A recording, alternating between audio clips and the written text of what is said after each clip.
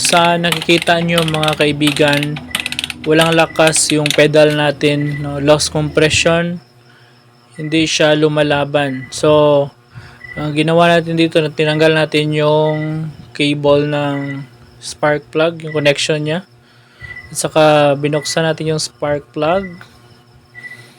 Kukuhanin natin dito para maayos, kasi mahirap na pag dinala natin sa shop ito.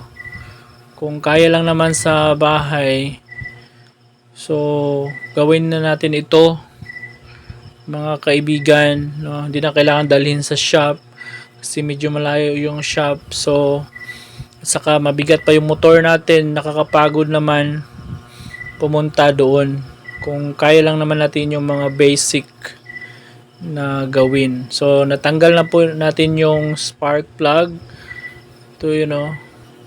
Medyo sunog siya. So kailangan natin yan ng bago dapat. So dito nilagyan natin siya ng engine oil, no? Basta pang 4 stroke lang, okay lang yan, kahit anong klaseng oil, anong brand yan, basta pang 4 stroke. So nalagyan natin ng oil. Ang gawin natin dito, lagyan natin ng towel or kahit anong mga tela na pwede pang lagay sa butas ng spark plug. Ilagay na natin, at saka ang gawin natin dito, crank natin yan. Okay, yan ang gawin natin, i-crank. Okay, hanggang sa gusto natin, no? So tayo lang makiramdam kung sapat na ba. Wala naman itong bilang kung kailan mo hanggang gusto,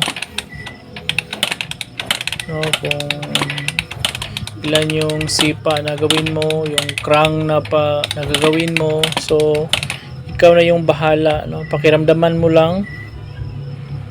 Importante parang malinisan sa loob, no? Parang malinisan ng oil na nilagay natin kanina, yung mga parang sunog na part or parang walang kuryente na part.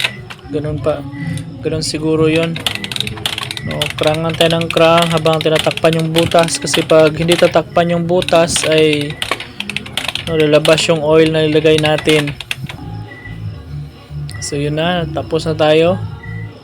So kayo nang bahala kung ilang karang yung gawin ninyo. So pinunasan natin yung spark plug natin ng counting oil o gasolina ba yan, kung gusto mo. Sa bahaging ito, binalik na natin at susubukan kung aandar ba. So binalik na natin yung spark plug. Medyo mababa ito na pag crank ko kanina ng pedal, pero pinutol lang natin, no? So dito binalik natin yung spark plug. Okay. Ayan, parang okay na yan siya. Okay na yung spark plug na ilagay na natin. So ilagay natin yung cable, no? Inihipan natin para matanggal yung mga parang dust doon. So binalik natin yung cable sa spark plug. Saka sa bagay ito, i-try natin ang crank, no? Subukan natin yung crank para tingnan natin kung andar na ba, gagana na ba ito. Okay. Subukan natin.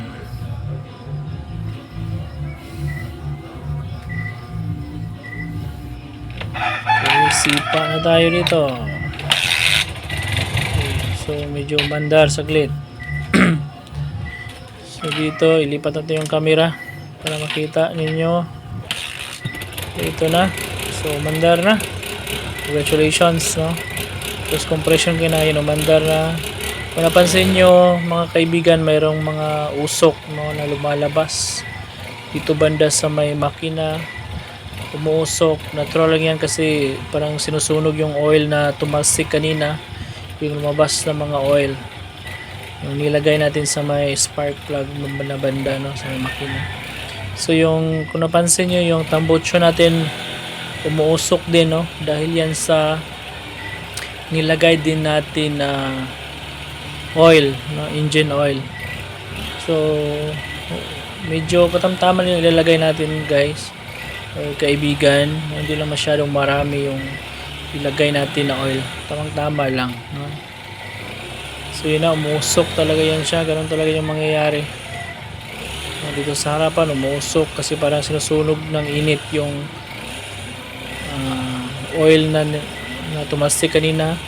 Yung tambucho umusok pa rin, pero normal lang yan. Mayroong tela yung kamay natin dyan dahil masyadong madulas dahil kanina sa oil na nahawakan natin o napunta sa kamay natin. So yung usok, mga kaibigan, mawala din yan. Okay lang, normal yan siya. So yun na yun. Maraming salamat.